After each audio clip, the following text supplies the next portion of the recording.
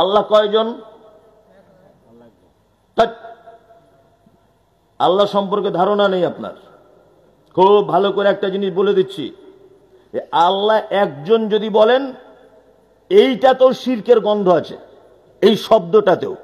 যদি বলছি নি তো ভয়ঙ্কর ব্যাপার, সারা জীবনে আল্লাহ একজন এটা শুনেলাম, আপনি বলছেন এই কথাতেও শিরক। ইয়েস, এই কথাতেও শিরক আছে। দেখুন, আপনাকে আমি যদি প্রমাণ করতে না পারি তখন আপনি আমাকে বলবেন। আলে বলে আমরা ভাবছেন এই আবার কেমন মৌলভী সাহেব এলো রে বাবা, আমরা তো পড়ে এসছি। আচ্ছা বলুন, কুল হুয়াল্লাহু আহাদ। নবী আপনি বলুন আল্লাহ এক।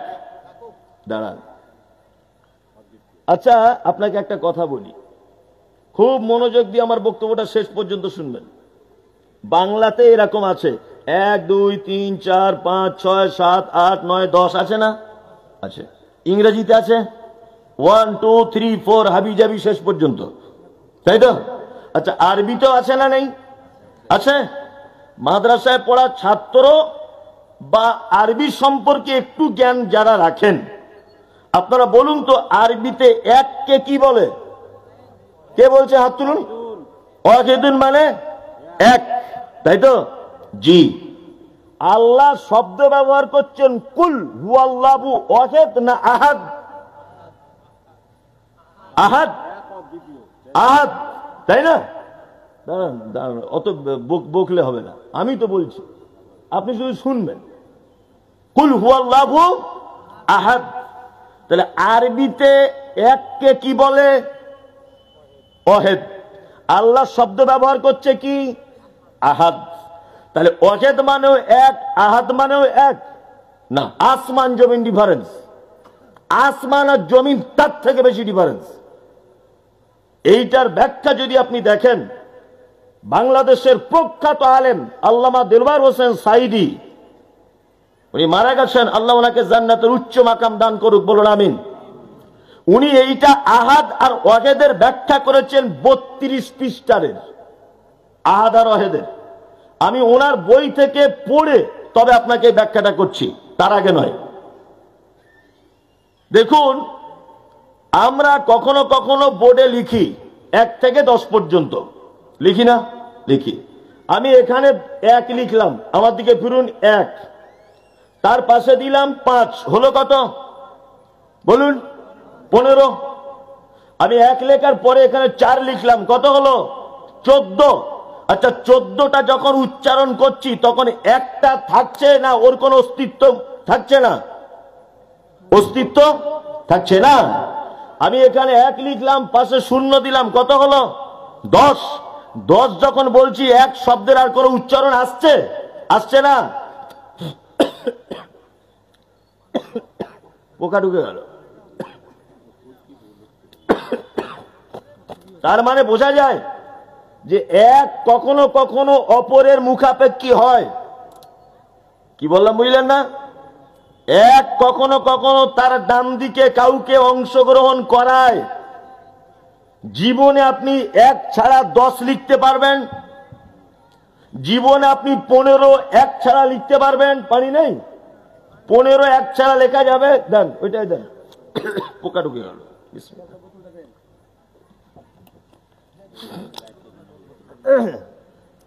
এই লাইটটা খুলে দিলেই হয়ে যাবে। যাই হোক, তার মানে এক কখনো কখনো অপরের মুখাপেক্ষী কি হয়। এই যে সংখ্যায় আমরা লিখি 1, এইটাতে আরবিতে বলে ওয়াহিদ। ওয়াহিদ এমন এক যে এক কখনো কখনো পরিবর্তন হয়, অপরের মুখাপেক্ষী হয়। আল্লাহ শব্দ ব্যবহার করছে কুল হুয়াল্লাহু আহাদ। নবী আপনি বলুন আল্লাহ একক। আল্লাহ কি একক? আল্লাহ এক এটা নয়, আল্লাহ একক। একক মানে কিয়ামত পর্যন্ত যার আর কোনদিন দ্বিতীয় কোন পক্ষ আসার সম্ভব নাই। কোনদিন দ্বিতীয় কোন পক্ষ সম্ভব না, নাই। ওই জন্য আল্লাহ সুবহানাহু ওয়া তাআলা শব্দ ব্যবহার করেছেন কুল হুয়াল্লাহু আহাদ। আর শিরকু ফি যাত। আপনারা জানেন যে খ্রিস্টান ভাইদের বিশ্বাস হচ্ছে আল্লাহ 3 জন। খ্রিস্টানদের বিশ্বাস আল্লাহ কতজন? তিনজন, ঈসাও আল্লাহ, ওর মা মারিয়ামও আল্লাহ, আর আল্লাহ ও আল্লাহ। ওরা তিন আল্লাহতে বিশ্বাসী, তাই না? বর্তমানে আমাদের দেশে যে সমস্ত ভাইরা আছেন মুসলিম ছাড়া, আমি নাম বলছি না, আপনি বুঝতে পেরে যান, এদের তো আবার আল্লাহ শেষ নাই, তাই না? যারা স্কুলে পড়াশুনো করে তারা কার পুজো করে? কোন ঠাকুরের? এই তোমরা স্কুলের ছাত্র কেউ নেই এখানে? হ্যাঁ, সরস্বতী, এই তো সরস্বতী। যারা লোহা লাট করে ব্যবসা করে তারা কার করে? হ্যাঁ, বিশ্বকর্মা। তবে ওদের আল্লাহ অনেক, তাই না? আল্লাহ সুবহানাহু ওয়া তাআলা জাত, অর্থাৎ তিনি একক সত্তা, এইটার প্রতি বিশ্বাস স্থাপন করে যারা, তাদের ঈমান ঠিক আছে। কিন্তু আল্লাহর জাত একক সত্তা এইটার প্রতি যাদের ঈমান নেই তারা হচ্ছে মুশরিক। তারা কি? মুশরিক। তার মানে আমাদেরকে আল্লাহ জাত সম্পর্কে ঈমান ঠিক রাখতে হবে। দুই, আশিরকু ফিস সিফাত, আল্লাহ সুবহানাহু ওয়া তাআলার গুণাবলীর সঙ্গে শিরকে যুক্ত হয়ে যাওয়া। আচ্ছা বলুন, রুজির মালিক কে? আল্লাহ। আল্লাহ শুধু নরমাল রুজির মালিক নয়, কত পাওয়ারফুল রুজির মালিক দেখবেন। এখানে কত লোক হবে? মোটামুটি 500, 1000 হবে ধরে নেন। যা লোক ছিল অনেক লোক বেড়েছে, আলহামদুলিল্লাহ, প্রচুর লোক বেড়েছে। যারা দাঁড়িয়ে আছেন একটু বসুন, খুব ভালো লাগবে, তাহলে বসুন। যারা দাঁড়িয়ে আছেন ভাই কই, বসে যান। কোরআনের মজলিসে একটু বসে যান, ভালো লাগবে। হ্যাঁ, সামনে আগিয়ে আগিয়ে বসুন, পিছনে জায়গা এমনি শর্ট হয়ে গেছে। আচ্ছা যাই হোক, বসে যান, বসে যান। আল্লাহ কেমন রুজির মালিক এটা আপনাকে বলি। আচ্ছা এখানে ধরে নেন 1000 লোক আছে, 1000। এই 1000 লোক আমার বাড়িতে কুটুম হিসাবে আসছে, ধরে নেন। তা আমার স্ত্রী ডাল ভাত রান্না করেছে, ডাল ভাত আর গরুর গোস্ত। 1000 লোককে আর কি দিবে? এটা গল্প। 1000 লোক আমার স্ত্রী রান্না করতে পারবে বোঝানোর জন্য। তা একজনকে দিতে যাচ্ছি, ও বলছে আমি তো সাদা ভাত খাই না। আচ্ছা এদের কি খাবে ভাই? বলছে আমি খোসকা পোলাও খুব ভক্ত, মিটে গেল। আর একজনকে বলছি ভাই তুমি কি খাবে? বলছে আমি তো রাতে ভাত খাই না, আমি পাউরুটি আর কলা খাই। তাহলে ওর ওটা গেল। আর আজকে ভাজি তুমি কি খাবে ভাই? বলছে আমি খিচুড়ি হলে খুব ভালো হয়। এইভাবে 1000 লোক যদি 1000 রকমের খাবার যদি পছন্দ করে, বা আপনার বাড়িতে 20 জন মেহমান এলো, একজনা বলছে পোলাও খাবো, একজনা বলছে চিকেন খাবো, একজনা বলছে তন্দুরি খাবো, একজনা বলছে খাসি খাবো, একজনা বলছে মটন হলে ভালো হয়, কেউ বলছে গরুর গোস্ত ভালো হয়, আরেকজন বলছে হরিণের হলে হয়। আচ্ছা বলুন তো, আপনার স্ত্রী 15 জন 20 জন মেহমানের আলাদা আলাদা করে খাদ্য পরিবেশন করতে সক্ষম না অক্ষম? অক্ষম। আল্লাহ কেমন রুজির মালিক দেখুন। ইঁদুর যেটা খায় বিড়ালে সেটা খায় না, সাপ যেটা খায় কুকুরে সেটা খায় না, মানুষ যেটা খায় গরুতে সেটা খায় না, আরশোলাতে যেটা খায় কেঁচোতে সেটা খায় না, মাছ যেটা খায় ক্যাঁকড়া সেটা খায় না। কি বলছি বুঝতে পারছেন? আল্লাহ সুবহানাহু ওয়া তাআলা পৃথিবীতে যত প্রাণী দিয়েছেন, যত প্রাণী, প্রত্যেকের খাওয়া দাওয়ার ব্যবস্থা আলাদা আলাদা সিস্টেম। সুবহানাল্লাহ বললেন একবার কই? স্যার আমাদের তো এসব বলে অভ্যাস নেই। আমরা সুবহানাল্লাহ কোথায় বলি? অলৌকিক কিছু ঘটনা বলতে হবে।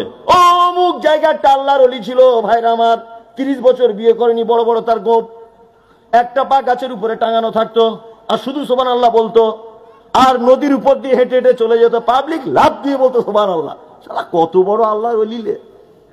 মানে আমরা কোন জায়গায় সুবহানাল্লাহ বলতে হয় এটাও শিখিনি। আল্লাহ এত বড় একটা গুণ বর্ণনা করলাম যে তিনি এমন রুজির মালিক, এমন রুজির মালিক। আল্লাহু আকবার। এক একটা প্রাণীর এক এক রকমের খাদ্য। বলুন আপনি, বিড়াল যেটা খায় সেটা কুকুরে খাবে?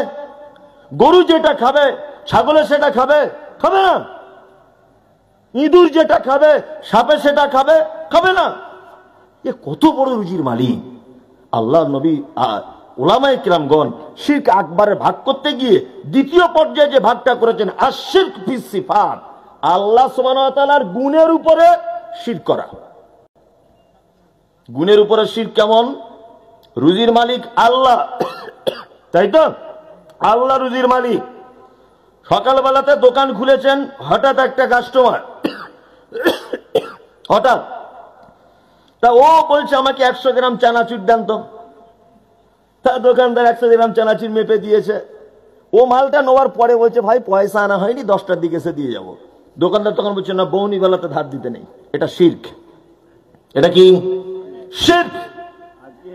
এটা শিরক। কারণ আল্লাহ যে রুজির মালিক, এই বিশ্বাস তার থাকছে না। নতুন দোকান করেছেন, বেচা কেনা কম হচ্ছে, হুজুরদের কাছে তাবিজ এনে পাল্লা তলাতে দিয়ে রেখেছেন লাল সুতো দিয়ে বেঁধে, এটা কি শিরক? চলবে না। রুজি কার পক্ষ থেকে আসে? আল্লাহর পক্ষ থেকে আসে। আল্লাহর সিফাতের যদি ব্যাখ্যা বিশ্লেষণ করা যায় তাহলে তো অবাক করা ব্যাপার হয়ে যাবে। আল্লাহু আকবার। আল্লাহ সিফাত, এর আবার অনেক ব্যাখ্যা বিশ্লেষণ। আল্লাহ সিফাতের অনেক কি ব্যাখ্যা বিশ্লেষণ। আমি ছোট্ট করে একটা সিফাত আপনাদেরকে আমি দেখাই, একটা সিফাত। এক, আচ্ছা আমরা বলি না কোর্টের উকিল, বলি কি বলি না? বলি। এই উকিল শব্দটা কি শব্দ জানেন? কোন ভাষা জানা নাই তো?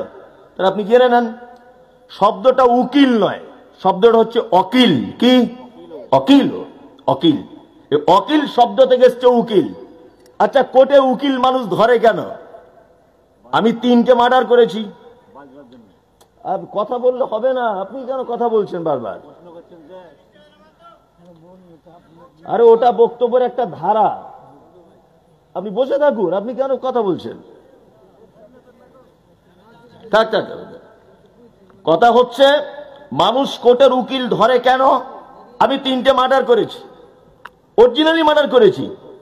এখন আমি জেলে আছি, আমার আব্বা উকিল ধরেছে, উকিল এখন জজের সঙ্গে ফাইট করছে। আরে যেদিন মার্ডার হয় আমার মক্কেল হসপিটালে ভর্তি ছিল, অথচ আমি মার্ডার করেছি। কিন্তু তার মানে উকিলের কাজ হচ্ছে যে কোনো ভাবে হোক আমার মক্কেলকে বাঁচাতেই হবে, তাই না? এটা উকিলের কাজ, তাই তো? আল্লাহ 99টা গুণবাচক নামের ভিতরে একটা নাম আছে ইয়া ওয়াকিল। তার মানে বান্দা তুমি যত রকমের বিপদে পড়ো না কেন, তুমি বেশ্যাখানাতে দেহ বিক্রি করে দিয়েছো, তোমাকে আমায় বাঁচানোর এত ইচ্ছা যে কুকুরকে পানি পান করিয়ে দাও, তোমাকে বাঁচিয়ে দেব। কি বলছি বুঝতে পারছেন না? পাহাড় সম পরিমাণ তোমার পাপ আছে। রাতের অন্ধকারে উঠে শুধু একটুখানি 2 রাকাত নামাজ পড়ে হাত দুটো তুলে চোখের পানি একটুখানি ফেলে দাও, 2-4 ফোঁটা, তোমার পাপ যত বড় তার থেকে আমার দয়া এবং ক্ষমা অনেক বেশি বড়, সাথে সাথে মাফ করে দেব। আমার নাম ওয়াকিল, তোমাকে বাঁচানো আমার দায়িত্ব। যত রকমের আপনি বিপদে পড়েন, এই বিপদ থেকে বাঁচাতে পারে কে? কে? আল্লাহ বাঁচাতে পারে। পৃথিবীতে আল্লাহ ছাড়া আপনাকে কেউ বাঁচাতে পারে? কোন উকিল, কোন মোক্তার, কোন হাকিম কেউ আপনাকে সহযোগিতা করতে পারে? এই বিশ্বাস করা শিরকে আকবার, বড় শিরক। আর এই শিরক যদি আপনি করেন তাহলে আপনার ঈমানও চলে যাবে, আমলও চলে যাবে, মুসলিমও থাকতে পারবেন না। ওই জন্য আমি মুমতাজুল ইসলাম আল্লাহর কসম করে বলছি, আমি কারোর বিরুদ্ধে বক্তব্য রাখতে আসিনি। তবে একটা কথা আপনাকে বলছি, আলেম ওলামারা সর্বক্ষণ বক্তব্য রাখতে গিয়ে একটা কথা বলে, আজকে দেশের অবস্থা এই, বাবরি মসজিদ ভেঙে দেওয়া হলো, এনআরসি করা হবে, এসআইআর করা হচ্ছে, মুসলিমদেরকে কোন ঠাসা করে দেওয়া হচ্ছে, সব ঠিক। মানুষ হিসাবে আপনার সঙ্গে আমি একতাবদ্ধ হব, মানবিক দৃষ্টিকোণ থেকে আপনার সাথে আমি একতাবদ্ধ হতে রাজি, কিন্তু মুসলিম হিসাবে ইমানের দিক দিয়ে আমি সবার সঙ্গে একতাবদ্ধ হতে পারবো না। আল্লাহ কোরআন মাজিদে বলেছেন, ওয়াতাসিবু বিহাবলিল্লাহি জামিআন ওয়ালা তাফাররাকু, তোমরা আমার রশিটাকে মজবুত করে ধরো, বিভিন্ন দলে বিভক্ত হয়ে যেও না। বাবরি মসজিদ যখন ভাঙছে, কে হানাফি, কে সাফি, কে মালিকি, কে জমাতি, কে ফুরফুরা, কে আজমির, কে কাশ্মীর, কে পাথর চাপড়ি, কে হাত বাঁধে কোথায়, কে আমিন জোরে বলে, কে রাফুলিয়া দাইন করে, কোনো দেখা দেখি নেই। আপনার সঙ্গে আমি আছি, কারণ এটা দেশের স্বার্থে, বাঁচার লড়াইয়ের স্বার্থে, জাতির স্বার্থে আপনার সঙ্গে আমি একতাবদ্ধ হব, কোনো অসুবিধা নাই। কিন্তু ঈমানের ব্যাপারে আপনার সঙ্গে একতাবদ্ধ হব কখন? তৌহিদের উপরে যদি আপনি টিকে থাকতে পারেন, আপনার সাথে আমি একতাবদ্ধ হব। তাছাড়া কোশ্চিন কালেও আপনি তৌহিদের বিপক্ষে চলে গেলে আপনার সঙ্গে আমি আর একতাবদ্ধ হতে পারবো না। কি বলছি বুঝতে পারছেন? আপনি যদি ধারণা করেন এখনো পর্যন্ত মাজারে গেলে কিছু ভালো মন্দ পাওয়া যায়, এই মুমতাজুল ইসলাম কথা বলছে, আপনাকে আমি মুসলিম হিসাবে মানি না। আপনার নাম শফিকুল ইসলাম, আশরাফুল ইসলাম, আপনার নাম জুলফিকার, আপনার নাম আব্দুল ওহাব, কোন সমস্যা নেই। কিন্তু আপনি এখনো পর্যন্ত যদি মাজারে সেজদা দেন, ফুল দেন, চাদর চড়ান, তার কাছে গেলে উপকার কিছু হবে, সে কিছু ক্ষতি করে দিতে পারে, এই চিন্তা ভাবনা যদি আপনার থাকে, আপনার মুসলিম থাকতে পারেন না, কখনোই থাকতে পারেন না। আপনি মুসলিমই থাকবেন না, আপনার ঈমানই চলে যাবে। শিরক এত বড় পাপ। তাহলে আমাদের সমস্ত ব্যাপারে বাঁচাতে পারে কে? আল্লাহ। আর আমরা যখন দোয়া করি, আল্লাহ সিফাত গুলো বলছি, সিফাতের কত গুণ আছে আল্লাহ। এই আমার দিকে ফিরুন। আমরা অনেক সময় দোয়া করি, দোয়া কবুল হয় না, হয় না তো? একটা লোক 4 বছর ধরে নামাজ পড়ছে, তা লোকটা 4 বছর পরে নামাজ ছেড়ে দিয়েছে। তোকে জিজ্ঞেস করছি কি ব্যাপার ভাই, নামাজ ছেড়ে দিলে 4 বছর পর? বলছে পড়ছিলাম একটা উদ্দেশ্য নিয়ে, তা সে এত দোয়া করছে, উদ্দেশ্য পূরণ হচ্ছে না, ওই জন্য আর বিরক্ত হয়ে ছেড়ে দিয়েছি। যে নামাজ না পড়লেও যা, পড়লেও তাই, ফালতু পড়ে লাভ কি, বরঞ্চ আমি ওই টাইমটা অন্য কাজ করলে ব্যবসা বরকত হতো। ও যেটা ভাবে আর কি। অনেক লোক বলে না, বলে বিসমিল্লাহ, অনেক লোক বলে নিয়ে নামাজ ছেড়ে দিয়েছে। কেন ছাড়লে? বলছে দোয়া কবুল হচ্ছে না। মৌলী সাহেব এত দোয়া করছে, একটা জিনিস চাইছে, আল্লাহ কাছে দিচ্ছে না। আসলে চাওয়ারও তো একটা পদ্ধতি থাকে, থাকে না? থাকে, চাওয়ার একটা পদ্ধতি থাকে। আমি একদম গন্ড মূর্খ, লেখাপড়া কিচ্ছু জানি না, নাম লিখতেও পারি না, আমার বয়স মোটামুটি 20-25 হবে। তো আমার মা শুধু দোয়া করছে, আল্লাহ আমার ছেলেকে নজরানা হাই স্কুলে হেডমাস্টার করে দাও, আল্লাহ আমার ছেলেকে হেডমাস্টার করে দাও। আচ্ছা বলুন তো, কিয়ামত পর্যন্ত এই দোয়া কবুল হবে? কি করে কবুল হবে? আমি তো নাম লিখতেও পারি না। এই দোয়া কবুল হবে কখন? আমি চাকরি পাবার উপযুক্ত, কিন্তু আমার চাকরিটা হচ্ছে না, তখন আমার মা যদি দোয়া করে, আল্লাহ আমার ছেলে একটু রুজি রুটির ব্যবস্থা করে দাও, নজরানা হাই স্কুলে হেডমাস্টার করে দাও, তখন এই দোয়া কবুল হবে। আমি লেখাপড়ায় জানলাম না, কিছু শিখলাম না, কিচ্ছু জানি না, গন্ড মূর্খ, নির্বোধ, পচা মূর্খ, আর আমার মা দোয়া করছে হেডমাস্টার করে দেয়, এই দোয়া কবুল হবে? এ কেমন কথা? হ্যাঁ। এবার আর একটা কথা আপনাকে বলি, আমরা দোয়া করতে জানি না, আর কি করে দোয়া করতে হয় তাও জানি না। এখন মাইকটা বক্তব্য দিচ্ছিলাম, হঠাৎ করে খারাপ। আমার পিছনে যিনি বসে আছেন, ইনি আলেম মানুষ, বিশাল বড় আলেম ধরে নেন। তো ওনাকে ডাকছি, ভাই একটু মাইকটা খারাপ, আসুন না। তো উনি দুটো হাদিসের ব্যাখ্যা করতে পারবেন, মাইক ঠিক করতে পারবেন? পারবেন না। বাম দিকে যিনি বসে আছেন, ইনি হেডমাস্টার, বিশাল দামি লোক, এলাকার শিক্ষিত লোক। আমি যদি বলি, মাস্টার মশাই আপনি দামি লোক, একটু মাইক ঠিক করে দেন, ও পারবে? কিন্তু একটা ছেলে ছেঁড়া প্যান্ট পরে দাঁড়িয়ে আছে, মাথায় চুল উস্কো খুস্কো, কিন্তু মাইকের ভালো মিস্ত্রি, তাকে যদি ডাকি তাহলে মাইকের কাজ হবে কি হবে না? হবে। তার মানে যে কাজে যার দরকার সেই কাজে তাকে ডাকা লাগবে, তাই না? আচ্ছা বলুন এবার, আপনার টাকার দরকার, পোকাটা এমন করে ঢুকলো, আপনার টাকার দরকার, আপনি মসজিদে গিয়ে দোয়া করছেন, আল্লাহ টাকা দাও, আল্লাহ টাকা দাও, আল্লাহ টাকা দাও, এ দোয়া সহজে কবুল হবে না। আপনি পাপ করেছেন, বিশাল বড় পাপী আপনি দোয়া করছেন, আল্লাহ ক্ষমা করে দাও, আল্লাহ ক্ষমা করে দাও, আল্লাহ ক্ষমা করে দাও, এ সহজে ক্ষমা হবে না। কি বললাম বুঝলেন? আপনার সংসারে অশান্তি, আপনি দোয়া করছেন, আল্লাহ শান্তি দাও, আল্লাহ শান্তি দাও, এ দোয়া সহজে কবুল হবে না। আল্লাহ তাআলা পবিত্র আল কোরআনের ভিতরে বলছেন, ওয়ালিল্লাহিল আসমাউল হুসনা ফাদউ বিহা। এই তোমরা যখন আমাকে ডাকবে, তখন আমার গুণবাচক নাম ধরে তখন ডাকো। আল্লাহ কি বলছেন? ওয়ালিল্লাহিল আসমাউল হুসনা ফাদউ বিহা। তোমরা যখনই বিপদে পড়ো, তোমরা যখনই মুসিবতে পড়ো, যখনই তোমরা কোনো কারণে আমাকে ডাকো, আসমাউল হুসনা, আমার সুন্দর গুণবাচক নামের মাধ্যমে ডাকো। তাহলে আপনি যখন পাপ করেছেন, আপনি যখন পাপী, দোয়া করার সময় কি বলতে হবে? ইয়া গফফার, হে চরম ক্ষমাশীল, তুমি আমাকে ক্ষমা করে দাও। টাকার যখন দরকার কি বলতে হবে? আল্লাহ টাকা দাও, এ কথা নয়। ইয়া রাজ্জাক, হে রুজির মালিক, তুমি আমাকে রুজির ব্যবস্থা করে দাও। স্বামী স্ত্রী অশান্তি, ছেলে বউ অশান্তি চলছে সংসারে, আল্লাহ শান্তি দাও, এ দোয়া করলে সহজে কবুল হবে না। হাত দুটো তুলে বলতে হবে, ইয়া সালাম, হে চরম শান্তিময়, তুমি আমাকে শান্তি দাও। বিপদে পড়েছেন, কোর্ট কাচারিতে আটকে গেছেন, জমি জায়গার মামলাতে কেসে ফেসেছেন মিথ্যা ভাবে, গ্রাম্য ভাবে আপনাকে কেউ ফাঁসিয়ে দিয়েছে, দোয়া করতে করতে বলুন, ইয়া ওয়াকিল, হে চরম বিপদ থেকে উদ্ধারকারী, তুমি আমাকে বিপদ থেকে উদ্ধার করো। তার মানে আমাদের অধিকাংশ মানুষের দোয়া কবুল হচ্ছে না, চাওয়ার পদ্ধতি জানি না। বিসমিল্লাহ,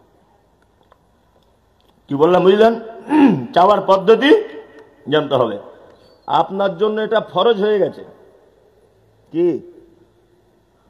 কোরআনের শেষের পৃষ্ঠার দিকে দেখবেন লেখা আছে, ইয়া আল্লাহ ওয়া ইয়া রহমান ওয়া ইয়া রহিম ওয়া ইয়া মালিক ওয়া ইয়া কুদ্দুস ওয়া ইয়া সালাম ওয়া ইয়া মুমিন ওয়া ইয়া মুহাইমিন ওয়া ইয়া আজিজ ওয়া ইয়া জাব্বার ওয়া ইয়া মুতাকাব্বির, শেষ পর্যন্ত। এইটা মুখস্থ করে রাখা এবং প্রত্যেক আল্লাহ সিফাতি নামের মানেগুলো জেনে রাখা, তাহলে আপনার দোয়া খুব দ্রুত কবুল হবে। তাহলে আপনি গুনাহ করে ফেলেছেন, হাত তুলে কি বলবেন? কি বলবেন? ইয়া গফফার, ইয়া গফফার, হে চরম ক্ষমাশীল, তুমি আমাকে ক্ষমা করে দাও। টাকা পয়সার দরকার, কি বলবেন? ইয়া রাজ্জাক, হে রুজির মালিক, তুমি আমার অর্থে বরকত দাও, তাই না? আল্লাহকে এটা বলতে হবে। এবার আপনাদেরকে একটা কথা বলি, আল্লাহ সুবহানাহু ওয়া তাআলার সিফাতের উপরে মানুষের শিরক আছে না নেই? আছে, বহু। একটা একটা করে বললে তো শেষ হবে না। আল্লাহ সুবহানাহু ওয়া তাআলার উলামায়ে কিরামগণ শিরক আকবারের তৃতীয় একটা ভাগ করেছেন, আশ-শিরক ফিল হুকুক। চোর নারী হোক, চোর পুরুষ হোক, তার হাত কেটে নিতে হবে। কি হলো? তার হাত কেটে দিতে হবে। এখন এইটা আইন যদি কেউ পরিবর্তন করে বলে হাত কাটা যাবে না, পা দুটো কাটতে হবে, তাহলে সে ঠিক করবে না ভুল করবে? ভুল। এক কথা, আল্লাহ সুবহানাহু ওয়া তাআলা মুসলিমদের চলার জন্য যে বিধান দিয়েছেন আল কোরআন, কোরআনের আইন যদি কেউ পরিবর্তন করে এটা শিরকে আকবার, বড় শিরক, বড় শিরক। আর একটা শিরক, আশ-শিরক ফিল আকীদা, বিশ্বাসগত শিরক, এটা শিরক আকবার। বিশ্বাসগত শিরক মানে বুঝেন তো? আপনাদের এলাকাতে আছে, বলছে বৃহস্পতিবারের দিন বাঁশ কাটতে নেই, বলে। হ্যাঁ, নতুন বাচ্চা হয়েছে, আতুর ঘরের মহিলাটা বার হতে গেলে বলছে লোহা, হালকা একটু লোহা হাতে করে নিয়ে বার হতে হবে, এ কথা বলে? বলে। বলছে রাতের বেলাতে, বলছে রাতের বেলা কোনো গাছের ফল পাড়তে নেই, বলে। বাজার থেকে গরু কিনে আনলে বলছে পায়ে একটু পানি দিয়ে তবে ঘরে ঢোকাতে হয়, বলে। বলছে জুতো পরে ধানের উপর দিয়ে হাঁটতে নেই, বলে। আমাদের পাড়া গ্রামের মায়েরা বলে ভাতের হাঁড়িতে পা লাগাতে নেই, বলে। বলে। এগুলো বিশ্বাসগত শিরক। নতুন বাচ্চা হয়েছে বৌমার, অল্প বয়সের বৌমা, বুঝে কম, দুপুর 2টোর সময়তে মেন দরজার সামনে বাচ্চাটাকে নিয়ে রোদ্দুরে দাঁড়িয়ে আছে। শাশুড়ি হঠাৎ করে দেখে বলছে, আশ্চর্য ব্যাপার বৌমা, আরে তুমি আমার পোতাকে মেরে ফেলবে নাকি? বলছে কেন? বলছে নজর লেগে যাবে। বলছে মা তাহলে কি করবো? নজর লাগা কাটাতে গেলে বলছে হাঁড়ির তলার কালিয়া সরিষার তেল এরকম করে এইখানে একটা, পাছায় একটা, আর বগলের সাইডে 2টো মেরে দে। করে কি করে না? এ শিরক। করে কি করে না? শিরক। এটা শিরক, কারণ এটা বিশ্বাসগত শিরক। গাড়ি চালাতে চালাতে ড্রাইভার এত জোরে ব্রেক মেরেছে, প্যাসেঞ্জারের কপাল ফুলে গেছে। আরে ভাই কি হলো? বলছে একটা বিড়াল চলে গেল। আরে বিড়াল তো নিজেই বাঁচার জন্য ছুটছে, ও তোমার কি ক্ষতি করবে? এগুলো কি বিশ্বাসগত শিরক? বিশ্বাসগত শিরক যে কত আছে, হাজার হাজার বিশ্বাসগত শিরক আছে, আছে না নেই? আরো অনেক শিরক আছে। শিরক আকবারে অনেক ভাগ, আরো তার মধ্যে আর একটা ভাগ কি? আর একটা ভাগ হচ্ছে যে আল্লাহ সুবহানাহু ওয়া তাআলা যে বিধানগুলো দিয়েছেন, কোন মানুষ যদি ইচ্ছাকৃতভাবে সেই বিধানকে ভালো মনে না করে দুনিয়াবি মানুষের রচিত কোন বিধানকে যদি ভালো মনে করে সেটাও শিরক। কত যে শিরক আছে, এই যে যেমন তাবিজ, আপনাদের এখানে চলে না এগুলো, তবে এখন এখানে খোঁজ করে দেখুন 20 থেকে 50 জন লোকের হাতে পাবেন আপনি, যতই আহলে হাদিস গ্রাম হোক আর পণ্ডিতের গ্রাম হোক, আছে না নেই? এখনই চেক করুন আপনি, মহিলারা যত আছে, যত বাড়িতে বাচ্চা আছে, প্রায় বাচ্চার দেখবেন আপনি লাল সুতো কালো সুতো মারা আছে না নেই? বিশ্বাসগত শিরক এগুলো। আরে একটা ছেলে যুবক লাল সুতো হাতে বেঁধে ঘুরছে, তো বলছে এটা বাঁধলে কেন? বলছে এটা আজমিরের সুতো, ওতে কুকুরে পেচ্ছাপ করে ওই সুতোতে। ও আজমিরে গেল কি করে? আজমিরে কি ঝুট মিল আছে? হুগলির ঝুট মিলে তৈরি হয়, লাল কালার হয়ে আজমিরে যায়, ওইখান থেকে বরকতে সুতো হয়ে বাড়ি আসে। কিছুই নেই, ওটা বিশ্বাসগত শিরক। কি বলছি বুঝতে পারছেন?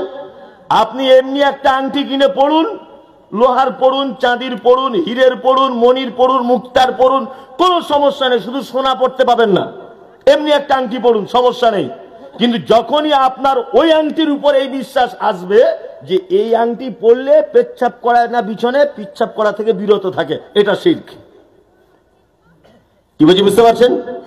এই আংটিটা পড়লে আমার বউ অন্য কারো দিকে আর দেখবে না, আমাকে নিয়ে পাগল হয়ে থাকবে, এটা কি? শিরক। মানে ওর উপরে আপনি ভালো মন্দ কিছু ডিফেন্ড করতে পারবেন না। আল্লাহ নবী সাল্লাল্লাহু আলাইহি ওয়াসাল্লামের কাছে 10 জন লোক এসেছে বাইয়াত হতে, অর্থাৎ ইসলাম গ্রহণ করতে। আল্লাহ নবী সাল্লাল্লাহু আলাইহি ওয়াসাল্লাম 9 জনকে ইসলামের ভিতরে ঢুকিয়ে নিলেন কলেমা পড়িয়ে, একটা লোককে ঢোকালেন না। তো ওই 9 জন তখন বলছেন, আল্লাহর নবী, আমরা যে একটা দল এলাম, একটা গ্রুপ করে এলাম, 10 জনাই ইসলাম কবুল করব বলে আপনি আমাদের 9 জনকে ইসলামের ভিতরে ঢুকিয়ে নিলেন, আর এইকে কেন বাদ দিলেন?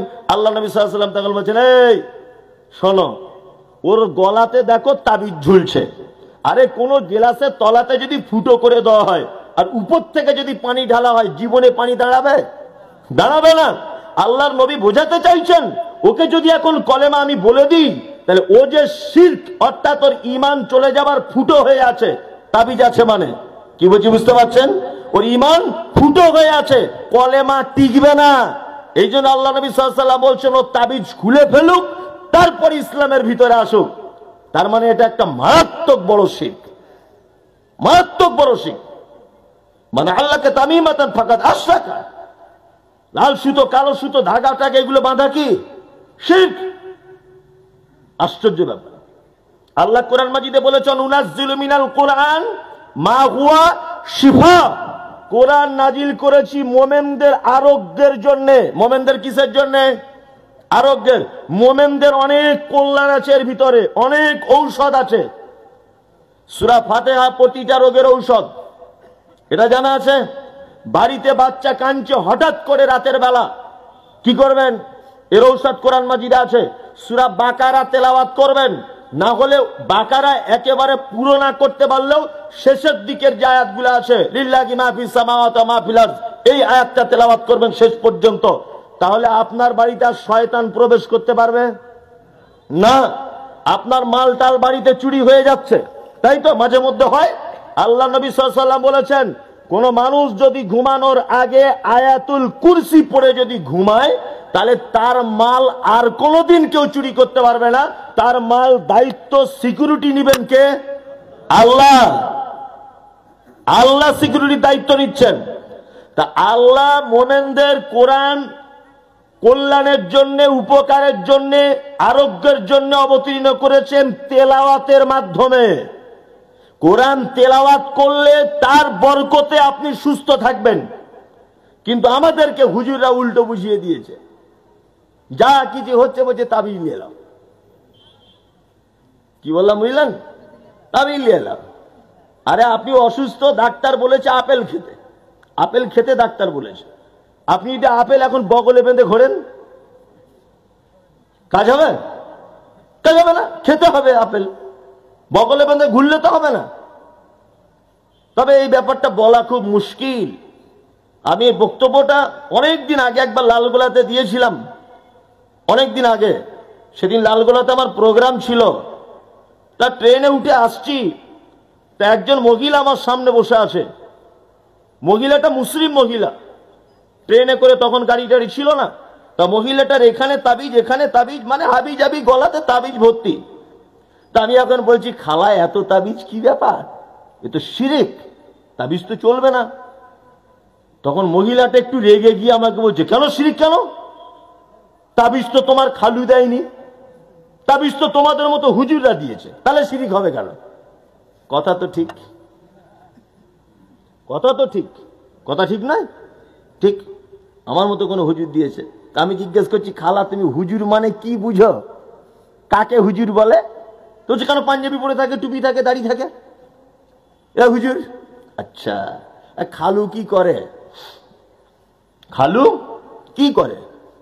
তো বলছে তোমার খালু চাষবাস করে, ধান করে, চাষ। বলছে হ্যাঁ, বছরে আমাদের প্রায় 20-30 বস্তা ধান হয়। ভালো চাষি তো। তাহলে ধান মাঠ থেকে এনে বাড়িতে ঝাড়ার পরে বস্তা ভর্তি করে নেন, না ওই ধানটা আবার পাকার হাওয়াতে দিয়ে, আগেকার দিনে সে কুলো দিয়ে ধান ভালো করে পরিষ্কার করে? বলছে হ্যাঁ পরিষ্কার করে, তবে বস্তায় ভর্তি করে। পরিষ্কার করার সময় যেগুলো বাদ পড়ে ওগুলোর নাম কি? পাতান। বলছি খালা পাতান কোন গাছে হয়? তো কেন ধান গাছই হয়, ওটা বাদ যায় কেন? বলছে ভিতরে চাল থাকে না, এই জন্য বাদ চলে যায়। তুমি তো বেশ ভালোই বুঝো। তাহলে পাতান ধান গাছই হয়। ধানের মতো দেখতে, না টমেটোর মতো দেখতে? ধানের মতোই দেখতে, একই কালার, একই সব, ভিতরে মাল থাকে না, এই জন্য ফেলে দেওয়া হয়। পাঞ্জাবি একই রকমের, দাড়িও বেশ কাটিং কুটিং ভালো, পাকড়িও বেশ 30-40 হাত হবে, জান্নাতুল ফেরদাউস আতরও ব্যবহার করে, কিন্তু হুজুরের ভিতরে মাল নাই, ফলস হুজুর। কি বলছি বুঝতে পারছেন না? তাছাড়া ও তাবিজ লেখে। কত বড় চিটার, কত বড় বাটপার হুজুর। একটা লোক গরিব মানুষ, তার সাইকেল চুরি হয়ে গেছে, মমতার দেওয়া সাইকেল, 2-3 হাজার টাকা দাম, যাই হোক।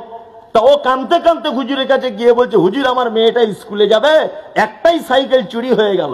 হুজুর বলছে ওটা কি কোনো ব্যাপার? দেখি হাতটা দেখি, হাতটা দেখি।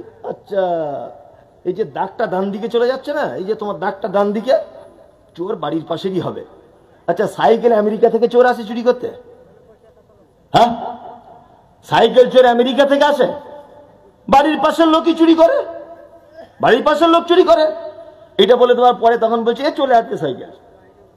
চিটার কেমন দেখুন, বলছে চলে আসবে। তো বলছি তাহলে কি করতে হবে হুজুর? বলছে 350 টাকা, তাবিজের দাম বেড়েছে আগের থেকে অনেক, লকডাউনের পরে 350 টাকা ঝেড়ে দিয়েছে। ওর তো এমনি 3000-এর সাইকেল চুরি, আবার 350 টাকা নিয়েছে। নে বলছে কি করবো তাহলে? বলছে এই তাবিজ চালিয়ে মেন গেটে লাল সুতো দিয়ে বেঁধে রাখো, 3 দিন পরে দেখবে সাইকেল চলে আসবে, চোর নিজে দিয়ে যাবে। 4-5 দিন হয়ে গেল, লোকটা তখন ভাবছে যে সাইকেলটা আসছে না, তাহলে কি করব, মহাবিপদ, 350 টাকা হয়ে গেল, সাইকেল হয়ে গেল না। আবার হুজুরের কাছে গিয়ে বলছে হুজুর কি ব্যাপার, আসছে না সাইকেল? হুজুর কত বড় চিটার, তারপরে আবার হাত দেখে বলছে বুঝতে পারছি, হ্যাঁ চোর খুব চালাক। বলছে কেন হুজুর? বলছি চাকাটা আলাদা দোকানে বিক্রি করেছে, চেন আলাদা দোকানে, মারগাট আলাদা দোকানে বিক্রি করেছে, আবার সিটটা খুলে আলাদা দোকানে বিক্রি করেছে, ওই জন্য সাইকেল আসতে পারছে না। আচ্ছা বলুন তো, সাইকেল জীবনে এইভাবে কোনোদিন বিক্রি হয়? হয় বলুন? আপনি যদি কেউ শুধু বলা হয় যে সাইকেলের সিট কভারটা ভাই নেবেন, আপনি নেবেন? জীবনে নেবেন? কেউ কেউ নেবেন না। তার মানে এটাও একটা চিটারি ব্যবসা। কি বলছি বুঝতে পারছেন না? ওই জন্য কাজী নজরুল একজন বাঙালি বিখ্যাত কবি, বিদ্রোহী কবি, তিনি বলেছেন পীর ফকিরের কথা যদি সত্য হতো, তারা কেন ফুটপাতে ভিক মেঙে খেত? কাজী নজরুল বলেছেন, ও তো আলেম নয়, ও বলেছে পীর ফকিরের তাবিজ যদি সত্য হতো, তারা কেন ফুটপাতে ভিক মেঙে খেত? তোমার তাবিজেই যদি সবকিছু হয়ে যাবে, তো তুমি কেন ভিক করছো 10 টাকার জন্য ফুটপাতে? মানুষ 2025 সালে এত বোকা থাকে। আপনার স্ত্রী বাচ্চা হয় না, আপনি যাচ্ছেন হুজুরের কাছে তাবিজ আনতে, আর হুজুরের বউ অসুস্থ হলে প্লেনে করে সিঙ্গাপুরে যাচ্ছে, তুমি তাবিজ দিয়ে সারাও, তবেই তো বল বাপের বেটা। তোমার বইয়ের তাবিজে কাজ হয় না, পরের বইয়ের কাজ হয়। তোমার বাপের তাবিজে কাজ হয় না, পরের বাপের কাজ হয়। পাক্কা চিটারি মুহাম্মদ সাল্লাল্লাহু আলাইহি ওয়াসাল্লাম বলেছেন, মান তাআল্লাকা তামিমাতান ফাকাদ আশরাকা। কোন মানুষ যদি হাতে কিছু লটকিয়ে দেয়, সেটা কি শিরক। এইবারে এতক্ষণ শিরকের পরিচয় দিলাম, শিরকের ফলাফল কি?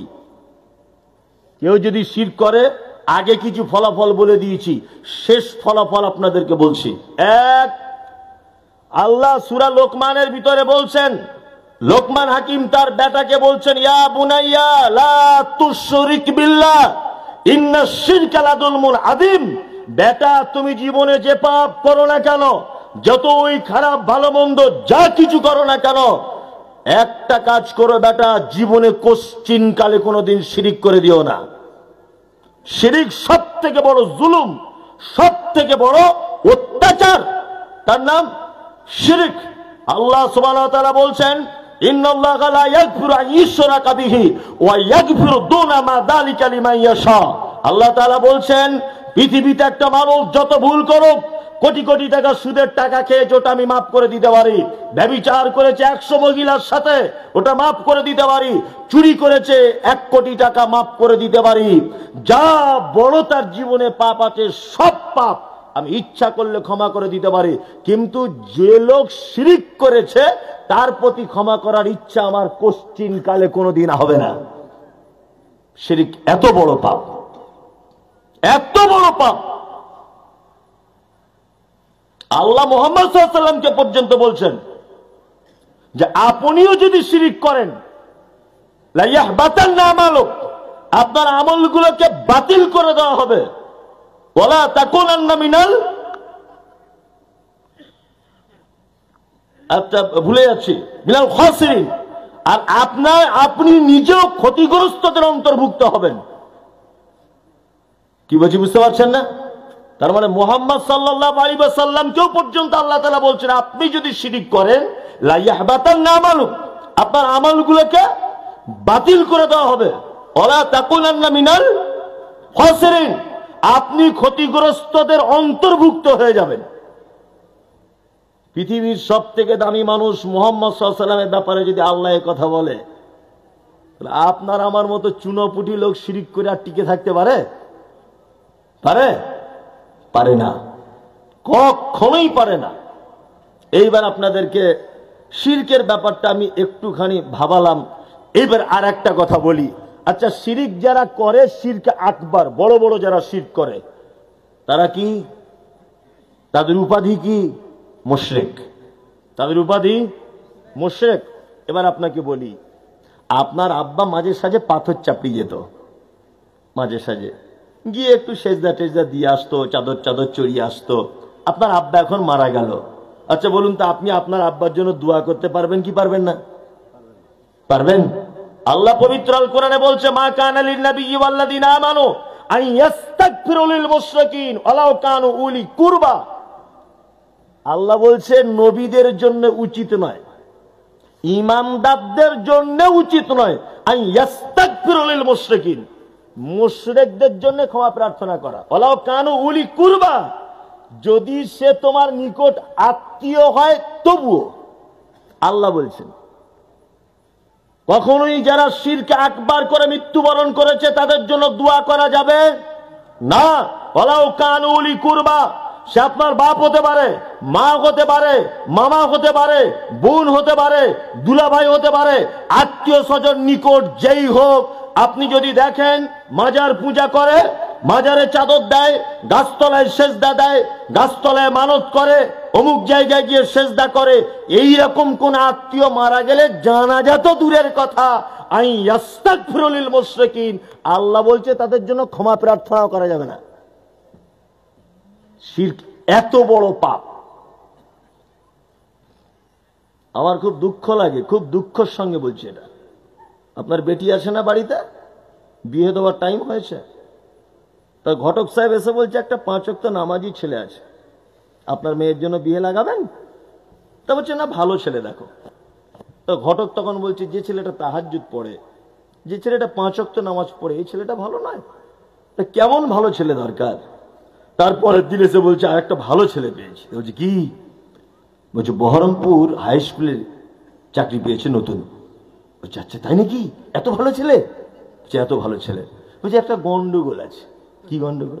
না, ওরা মাঝে সাঝে পাথর চাপিয়ে যায়, ফ্যামিলি সমেত গিয়ে সেজদা টেজদা করে আসে। বলছে তাতে অসুবিধা কিছু নয়, মাঝে সাঝে যাবে, ও আমার মেয়ে সব ঠিক করে দিবে, ও আমার মেয়ে সব ঠিক করে দিবে। ভালো করে বুঝবেন না, আপনি স্কুলে চাকরি করে বলে ভালো ছেলে মাজারে গিয়ে সেজদা দেয়, চাদর চড়ায়, এইরকম একটা ফ্যামিলিতে আপনার বেটিকে বিয়ে দিয়ে দিয়েছেন। ভালো করে বুঝবেন। এবার আপনার বেটি অসুখে পড়ে গেল, হসপিটালে ভর্তি, আপনি বাপ, আপনি তার জন্য দোয়া করতে পারবেন না, আপনার দোয়া করা নিষেধ। আর আপনি তার জন্য দোয়া করলেও আপনার ইমানের খাতরা হয়ে যাবে। আল্লাহ তাআলা বলছেন আল্লাহ কান উলি কুরবা, যে শিরকে আকবার করে, বড় শিরক যারা করে, সে তোমার নিকট আত্মীয় হোক, তোমার মা হোক, তোমার স্ত্রী হোক, যে কেউ হোক, তার জন্য তুমি আর ক্ষমা প্রার্থনা করার সুযোগ রাখো না। ওই জন্য বেটা বেটি অন্তত পক্ষে বিয়ে দেওয়ার সময় এতটুকু জানবেন যে তারা শিরকে আকবারের মতো বড় শিরকের সঙ্গে যুক্ত আছে কিনা। যদি থাকে, সালাম আলাইকুম রহমতুল্লাহ, আমি আসছি, আমার মেয়ে দেবো না। কি বলছি বুঝতে পারছেন তো? শির কত বড় পাপ। তাহলে শির সম্পর্কে আপনাদেরকে আমি একটু কি ভাবালাম। এবার একটা জিনিস নিয়ে ভাবাই, বেদাত। কি বেদাত? বেদাত বুঝেন তো? হ্যাঁ, সবাই বুঝেন। আবার আমি যখন বলবো ধরবো, হ্যাঁ, কেউ বুঝে না, অথচ এমনি সবাই বুঝে, তাই না? প্রথমে আপনারা জেনে যান এটা, যে বেদাত শব্দের অর্থ কি, এটা আগে প্রথম জানুন। বেদাত শব্দের অর্থ হচ্ছে নতুন কিছু আবিষ্কার করা, এটা শাব্দিক অর্থ। কি বললাম বুঝলেন? পারিভাষিক অর্থ হচ্ছে এই, ইসলামে যার কোনো নমুনা নেই, যার কিছু প্রমাণ পাওয়া যায় না, কি বললাম, যার কোনো দলিল নেই, অথচ সেটা মানুষ ইবাদত মনে করে, তার নাম বেদাত। নেকির উদ্দেশ্যে করে, তার নাম বেদাত। বেদাত মানে তার কোনো নমুনা নাই। কোরআন মাজিদে আয়াত নাই, বাদিউস সামাওয়াতি ওয়াল আরদ, আল্লাহ আসমান এবং জমিনকে তৈরি করেছেন কোন রকমের নমুনা ছাড়া, কোন নমুনা ছাড়া। এই যে পানির বোতল আর এই যে বোতলটা, আমার দিকে দেখুন, এই যে দুটো বোতল, নিশ্চয়ই কেউ কাউকে দেখে নকল করে তবে তৈরি করেছে যে এইরকম বোতল হলে পানি ভরা যাবে, তাই না? কিন্তু আল্লাহ সুবহানাহু ওয়া তাআলা বলছেন বাদিউস সামাওয়াতি ওয়াল আরদ, আমি আসমান এবং জমিনকে সৃষ্টি করেছি কোনো নমুনা ছাড়াই, কাউকে না দেখে, কারো কাছে কোনো পরামর্শ না নিয়ে, কোনো জিনিসকে না দেখে অনুভব করে এমনিতেই তৈরি করে দিয়েছি। তার মানে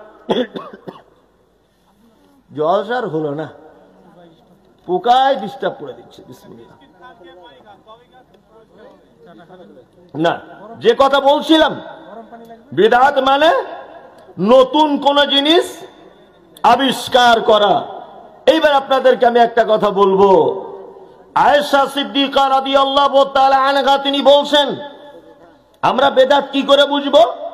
মান আমিলা আমালান লাইসা আলাইহি আমরুনা ফাহুয়া রাদ্দুন। মানুষ যদি কোনো আমল যদি করে, আর সেই আমল যদি আমাদের পক্ষ থেকে কোনো পারমিশন যদি না থাকে, ফাহুয়া রাদ্দুন, সেটা কি বাতিল। বেদাত কেমন করে বুঝবো? আল্লাহ পবিত্র আল কোরআনের ভিতরে বলেছেন, ওমা আতাকুমুর রাসূল ফাখুযুহু ওমা নাহাকুম আনহু ফান্তাহু। আমার নবী যেটা দেয় সেটা গ্রহণ করো, আর আমার নবী যেটা নিষেধ করে তোমরা তার থেকে দূরে থাকো, তাই না? এইবার আপনাকে একটা কথা বলি, সেটা কি, মুহাম্মদ সাল্লাল্লাহু আলাইহি ওয়াসাল্লাম বিদায় হজের সময় বারবার আকাশের দিকে তাকিয়ে বলছিলেন, আল্লাহু আশহাদ, আল্লাহু আশহাদ, আল্লাহ তুমি সাক্ষ্য থাকো, আল্লাহু আশহাদু, আল্লাহ তুমি সাক্ষ্য থাকো, এবং সাহাবায়ে কিরামগণ তোমরাও সাক্ষী থাকো। আমি তোমাদের কাছে রিসালাতের দায়িত্ব আমাকে যেটা দেওয়া হয়েছিল, সেই রিসালাতের দায়িত্ব পরিপূর্ণ পৌঁছে দিতে পেরেছি কিনা। এইখানে কোরআনে একটা আয়াত অবতীর্ণ হলো, আল-ইয়াওমা আকমালতু লাকুম দীনাকুম ওয়া আতমামতু আলাইকুম নি'মাতি ওয়া রাযীতু লাকুমুল ইসলাম দীনা। আল্লাহ মুহাম্মদ সাল্লাল্লাহু আলাইহি ওয়াসাল্লামকে বলছেন আজকে ইসলামকে পরিপূর্ণ করে দেওয়া হয়েছে, কিয়ামত পর্যন্ত এর ভিতরে আর নতুন কিছু ঢোকানো যাবে না, নতুন কিছু বার করাও যাবে না, সংযোজনও চলবে না, বিয়োজনও চলবে না, কিচ্ছু চলবে না। আল্লাহ তাআলা মুহাম্মদ সাল্লাল্লাহু আলাইহি ওয়াসাল্লামকে বলছেন আপনাকে দিয়ে ইসলাম পরিপূর্ণ করে দেওয়া হয়েছে, এতে আর কোন জিনিস ঢোকানো বার করা কিছু চলবে না, কিচ্ছু চলবে না। আমরা বারবার যখন বলেছি যে এই কথাটা মুহাম্মদ সাল্লাল্লাহু আলাইহি ওয়াসাল্লাম বলেছেন, ও বারবার একটা কথা বলছে এটা ইমাম আবু হানিফা বলেছে। আমরা যখন বারবার বলছি এটা আল্লাহর নবী করেছেন, ও বারবার তখন বলছে অমুক পীর সাহেব করেছেন। আমরা বারবার যখন বলেছি এটা আল্লাহর নবী করেননি, ও বারবার একটা কথা বলছে এটা আমাদের হুজুর করেছে। তার মানে হুজুর করেছে মানে আপনি এটা বোঝাতে চাচ্ছেন যে মুহাম্মদ সাল্লাল্লাহু আলাইহি ওয়াসাল্লাম এই ব্যাপারটা ভালো বুঝতে পারেননি, আপনার হুজুর ভালো বুঝেছে, এইটা মনে হচ্ছে। কি জলসা কি শেষ নাকি? তাহলে তোমরা ওরকম কেন করছো? পরে দিবে, থাক, এত ডিস্টার্ব করো না। জি, অত এ করতে হবে না। যারা চলে যাবেন আস্তে আস্তে চলে যান, কোনো সমস্যা নেই। আপনি চলে গেলেও আলহামদুলিল্লাহ, থাকলেও আলহামদুলিল্লাহ, সমস্যা নেই। আসলে এইসব জায়গায় বসে থাকা অত সহজ নয়।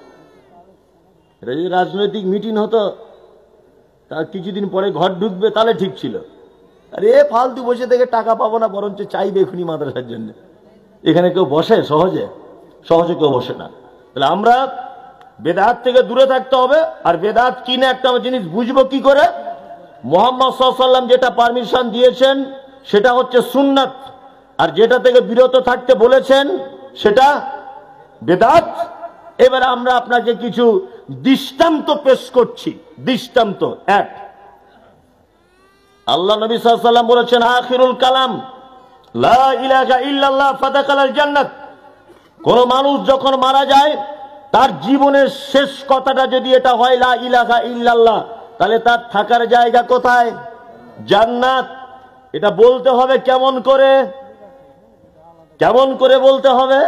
আপনার আব্বা মারা যাচ্ছে, আপনি তার সাইডে বসে একটু জোরে জোরে বলবেন লা ইলাহা ইল্লাল্লাহ, লা ইলাহা ইল্লাল্লাহ, লা ইলাহা ইল্লাল্লাহ। আপনার বলাতে যদি আপনার বাপ একবার যদি বলে দেয় তাহলে তার থাকার জায়গা জান্নাত। কিন্তু আপনি ওই মুহূর্তে বসে আপনার বাপকে এটা বলতে পারবেন না আব্বা তুমি একটু লা ইলাহাটা বলো, আব্বা তুমি একটু লা ইলাহাটা বলো, আব্বা তুমি বলো। এই কথা আল্লাহ রাসূল বলতে মানা করছেন, কারণ ও এখন মৃত্যু যন্ত্রণায় ছটফট ছটফট করছে, কষ্টে আছে। ওকে তুমি যদি লা ইলাহা বলতে বলো আর ও যদি একবার বলে দেয় তার লা ইলাহা ইল্লাল্লাহ, আমার এখন কষ্ট হচ্ছে আর তোমার লা ইলাহা, এইটা যদি একবার বলে দেয় তাহলে লা ইলাহাকে অস্বীকার করলো, লা ইলাহাকে ইনকার করলো।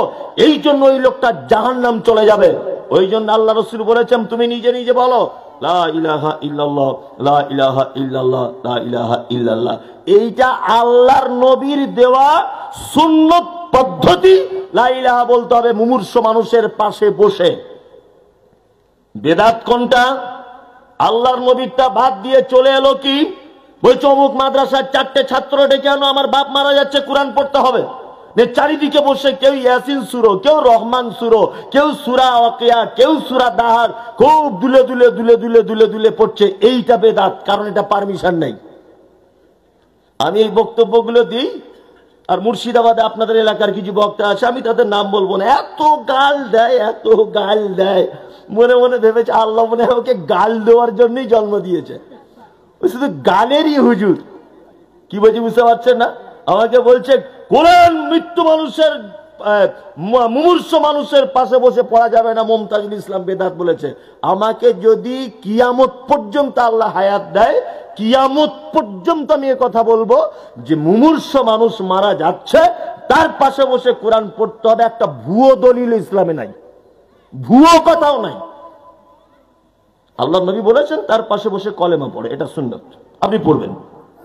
কোরআন জি না, আমাকে বলছে কোরআন পড়লেও বেদাত হয়। জি হ্যাঁ হয়, কোরআন পড়লেও বেদাত হয়।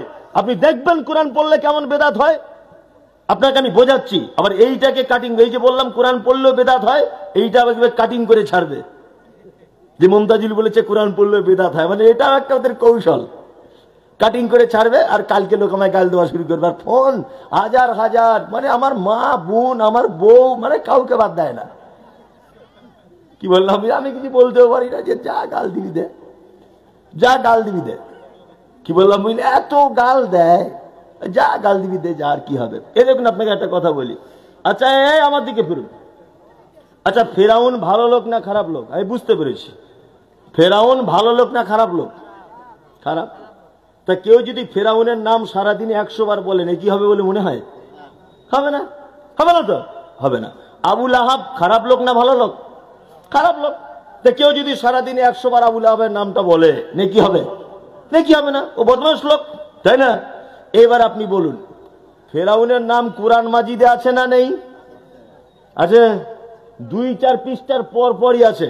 তা কোরআন মাজিদে যদি আপনি বলেন, আমি একটা আয়াত পড়ছি, ধরে নেন আয়াত কি, যারাবাল্লাহু মাসালাল লিল্লাযিনা আমানু ইমরাতা ফিরাউন, এক, ইয ক্বালাত রাব্বি বিনি ইনদাকা বাইতান ফিল জান্নাতি ওয়া নাজ্জিনি মিন ফিরাউনা ওয়া আমালিহি ওয়া নাজ্জিনি মিনাল কওমিজ জালিমিন। কবার নাম এসেছে ফিরাউনের?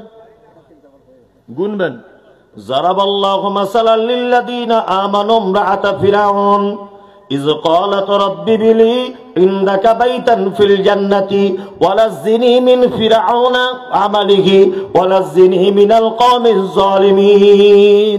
যতবার ফেরাউনের নাম এসেছে, আরবির অক্ষরগুলো বলি, ফা র আইন অ নুন, 5টা অক্ষর ফেরাউন।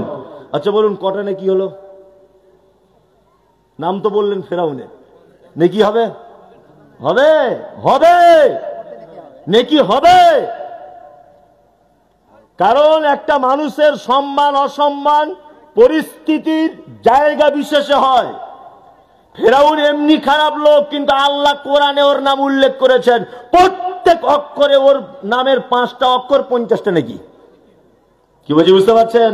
তাব্বাত ইয়াদা আবি লাহাবিউ ওয়া তাব্বা, প্রত্যেক আবি লাহাবের নাম এসেছে কোরআনে, প্রত্যেক অক্ষরে 10টা করে নাকি। আচ্ছা বলুন তো দেখি, জিলাপি খাওয়া হারাম না জায়েজ না না জায়েজ? জিলাপি জায়েজ, তো ময়দা দিয়ে আর চিনি দিয়ে তৈরি, জায়েজ জিলাপি। এখন জিলাপি কিনে আপনি কোন মাজারে মানত করেছেন, এবার বলুন জিলাপি খাওয়া যাবে কি যাবে না? যাবে না।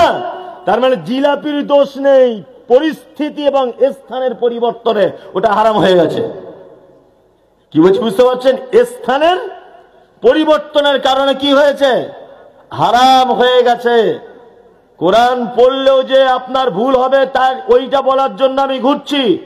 নামাজ পড়ছেন, আল্লাহু আকবার, সূরা ফাতিহা শেষ, অন্য একটা সূরা শেষ, রুকুতে গেলেন, কি দোয়া বলতে হয়? সুবহানা রাব্বিয়াল আযীম। আপনি সেজদায় চলে গেলেন, আর একটা দোয়া বলতে হয় সুবহানা রাব্বিয়াল আলা।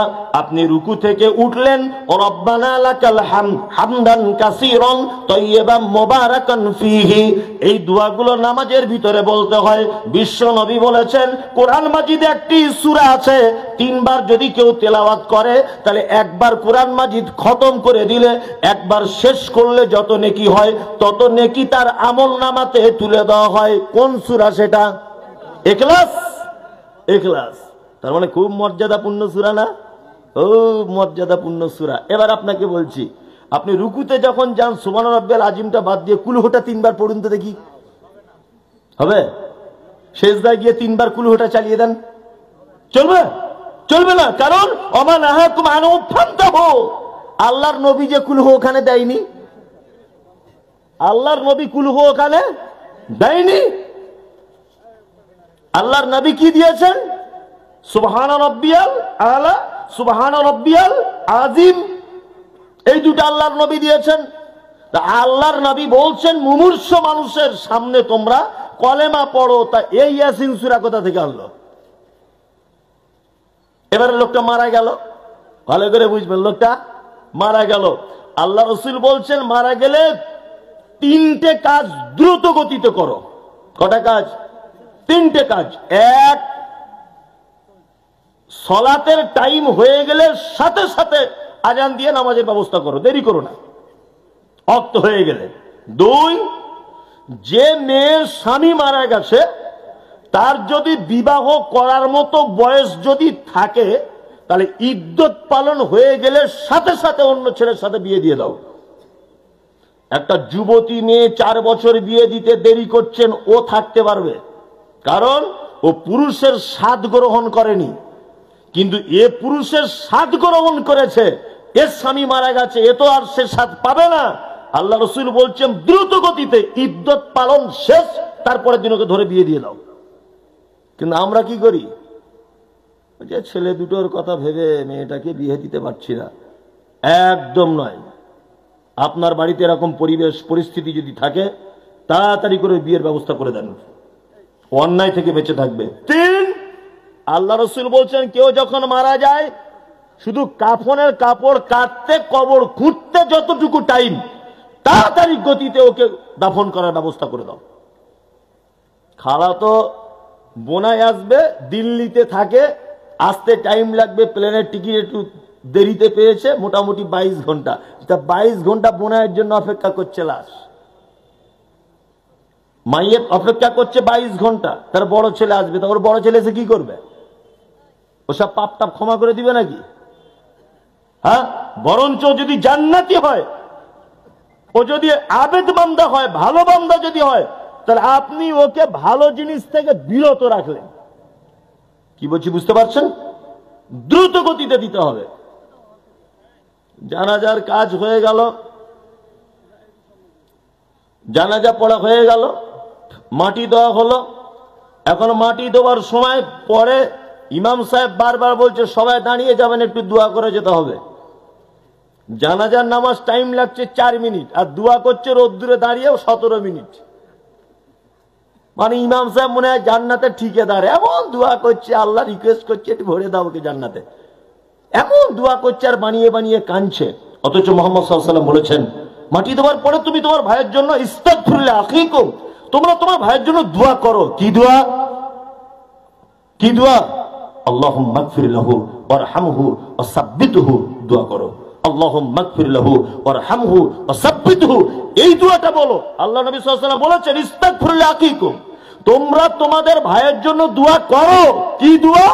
মুহাম্মদ সাল্লাল্লাহু আলাইহি ওয়াসাল্লাম দিয়েছেন কি? আল্লাহুম্মা মাগফির লাহু ওয়ারহামহু ওয়াসাব্বিতহু। এই দোয়াটা আল্লাহ নবী সাল্লাল্লাহু আলাইহি ওয়াসাল্লাম দিয়েছেন। আর হাত তুলে সবাই মিলে কি আমা নাহাকুম আনহু ফান্তাহু, মুহাম্মদ সাল্লাল্লাহু আলাইহি ওয়াসাল্লাম দেননি, এর থেকে দূরে থাকতে হবে। মাটি দেওয়া শেষ, মুহাম্মদ সাল্লাল্লাহু আলাইহি ওয়াসাল্লাম তিনি বলছেন যে একটা মানুষ মারা যাবার পর সমস্ত আমল, সমস্ত ভালো কাজ তার বন্ধ, ইল্লা মিন সালাসা, 3টে মাত্র কাজের নেকি সে পাবে। এক, সে যদি কিছু সাদকায়ে জারিয়া যদি করে দিয়ে যায় বা তার জন্য যদি করা হয় তার নেকি পাবে। 2, এমন এক পরেশগার বেটাকে দুনিয়াতে রেখেছে, যে বেটা তাকে ডাকে, যে বেটা তার জন্য দোয়া করে, সে তার নেকি পাবে। পরেশগার বেটা হতে হবে। 3, এমন শিক্ষা কাউকে দিয়ে গেছে যে শিক্ষাতে কল্যাণ রয়েছে, অর্থাৎ কোরআনের শিক্ষা, দ্বীনের জ্ঞান, হাদিসের জ্ঞান এমন কিছু মানুষকে দিয়ে গেছে, আরো তারা কিছু মানুষকে শেখাবে, এর নেকি ও কবরে শুয়ে শুয়ে পাবে। এই 3টে নেকি ছাড়া একটা নেকি তার কবরে আর কেউ ঢোকাতে পারবে না। বাকিগুলো আমা নাহাকুম আনহু ফান্তাহু, আল্লাহ নবী নিষেধ করেছেন দূরে থাকতে হবে। কি বললাম বুঝলেন না? 4 দিনের দিনে যারা কবর খুঁড়েছে তাদের দাওয়াত করে খাওয়ানো, যারা গোসল করিয়েছে তাদেরকে খাওয়ানো, অনেক জায়গাতে আবার তাদের বাড়িতে সব মহিলাদের শাড়ি জামা কাপড় দেয়, এইসব পদ্ধতি আছে। আপনাদের দিকে আছে কি জানি না, অনেক জায়গাতে আছে। আবার 40-এর দিনে একটা অনুষ্ঠান হয়, বছরে নির্দিষ্ট দিনে একটা অনুষ্ঠান হয়, এগুলো সব কি বেদাত। আর মুহাম্মদ সাল্লাল্লাহু আলাইহি ওয়াসাল্লাম বলেছেন কুল্লু বিদআতিন দালালা ওয়া কুল্লু দালালাতিন ফিন্নার, প্রত্যেক নতুন আবিষ্কৃত কাজ কি বেদাত, আর প্রত্যেক বেদাত ভ্রষ্টতা। আর প্রত্যেক ভ্রষ্টতার থাকার জায়গা কোথায়? ফি, মধ্যে, নার মানে আগুন। আগুনের মধ্যে থাকতে হবে। এবার আপনাদেরকে একটা কথা বলি, কিছু লোক আছে না, তাদের এই বেদাতটা বোঝানো যায় না। কারণ হচ্ছে, দেখবেন লোহা যদি চুম্বুকের সঙ্গে অনেক দিন থাকে না, দেখবেন লোহাটাও একটু হালকা চুম্বুক চুম্বুক হয়ে যায় না, হয়ে যায়। তা খারাপ মানুষের সাথে থাকলে দেখবেন নিজেকেও অনেকটা খারাপ হয়ে যেতে হয়। সেটা হয় কি হয় না? হয়। আর ভালো মানুষের থাকলে ভালো হয়ে যেতে হয়। বেদাত সম্পর্কে বললে মানুষ বুঝে না, গালাগালি করে প্রচন্ড ভাবে। বলছে তাহলে মমতাজুল ইসলাম তুমি তো আগে ছিলে না, তাহলে তুমিও বেদাত, তুমি নতুন করে মায়ের পেট থেকে এসছো। মাইকটা তাহলে বেদাত, ওই চশমা বলছি ওটাও বেদাত, এই পানির বোতল বলছি ওটাও বেদাত। আরে গোলাম হোসেন, তুমি কি বেদাত বুঝো? আচ্ছা বলুন, মাইকে আজান দিলে নেকি বেশি হয় আর মুখে দিলে কম হয়, এরকম